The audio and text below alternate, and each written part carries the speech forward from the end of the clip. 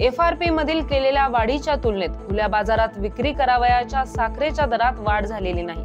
त्यामुळे सहकार क्षेत्रातील कारखानदारी अडचणीत आली असून हे धोरण असेच राहिले तर कारखाने बंद पडतील अशी भीती यांच्यासमोर साखर कारखानदारांनी केंद्रीय सहकार मंत्री अमित शहा यांच्यासमोर व्यक्त केली आहे। यावेळी मंत्री शहा यांनी कारखानदारांनी आपला हा मुद्दा कागदपत्रांवर व्यवस्थित मांडावा, तसेच सनदी लेखापालांकडून जमा खर्चाचा संपूर्ण ताळेबंद तयार करून घ्यावा आणि पुन्हा चर्चेसाठी यावे असं सांगितलंय।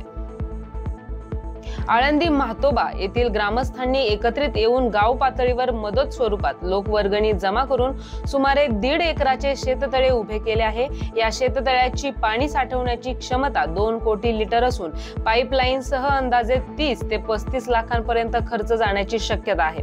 या शेततळ्यातील पाण्याच्या साठ्यावर उर्वरित जमिनीचा देखील पाण्याचा प्रश्न सुटलेला आहे। केळी पीक हे शेतकऱ्यांचे नगदी पीक आहे। अलीकडे सोलापूरसह अन्य जिल्ह्यात केळीचे क्षेत्र वाढत आहे।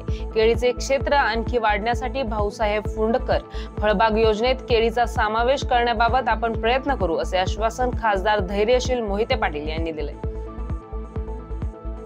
तंत्रज्ञान, संरक्षण यासह अनेक क्षेत्रात आघाडीवर असलेल्या चीनने आता कृषी क्षेत्रातही नवी झेप घेतली आहे। स्ट्रॉबेरी उत्पादनाच्या क्षेत्रामध्ये अमेरिका, तुर्की या देशांना चीनने मागे टाकले असून 2,02,343 हेक्टर जागेवर स्ट्रॉबेरीची शेती केली आहे। क्षेत्रफळानुसार पॅरिस शहराच्या 20 पट जागेवर ही शेती असून चीनमधील स्ट्रॉबेरीचे उत्पादन 33 लाख टनांपर्यंत पोहोचले आहे। केंद्र सरकार पिकांसाठी हमीभाव जाहीर करून स्वतःचा गौरव करत आहे, परंतु वस्तुस्थिती अशी आहे की हमीभाव हे स्वामीनाथन आयोगाने सुचवलेल्या C2+50% सूत्राच्या तुलनेत खूपच कमी आहेत। सरकार गहू आणि तांदूळ वगळता इतर पिकांची खरेदी करतच नाही आणि हमीभावाच्या नावाखाली शेतकऱ्यांची फसवणूक होत आहे असंही सुरजेवाला यांनी म्हटलंय।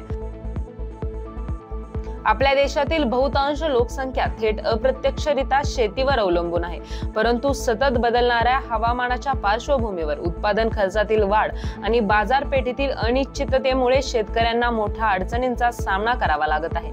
या पार्श्वभूमीवर आधुनिक तंत्रज्ञानाचा वापर करून शेती सुलभ, उत्पादनक्षम आणि शाश्वत करण्यासाठी मेडिजिटेक ॲग्रिकल्चरल सोल्युशन्स प्रायव्हेट लिमिटेड ही पुणे स्थित कंपनी पुढे आली आहे। या कंपनीने डिजिटल नवकल्पनांद्वारे शेतकऱ्यांना नवी दिशा देण्याचा प्रयत्न केला आहे। मे महिन्याच्या पावसाने राज्यात अक्षरशः धुमाकूळ घातला आहे, मात्र मान्सूनचे प्रवाह कमजोर झाल्याने राज्यात सुरू असलेला पाऊस ओसरण्याचे संकेत दिले आहेत। आज विदर्भात जोरदार पावसाची शक्यता असल्याने सतर्कतेचा इशारा देण्यात आला आहे। उर्वरित राज्यात तुरळक ठिकाणी हलक्या सरींचा अंदाज हवामान विभागाने वर्तवला आहे।